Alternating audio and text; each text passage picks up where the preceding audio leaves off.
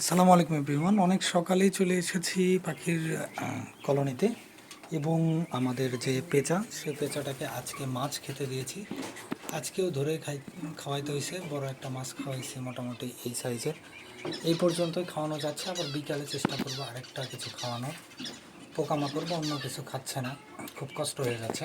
এবং পাখাটা দেখতে পাচ্ছেন একদম ভেঙে আছে, জানি না কি হবে। আর অবস্থা খুব মানে আশঙ্কাজনকই আমার কাছে মনে হচ্ছে।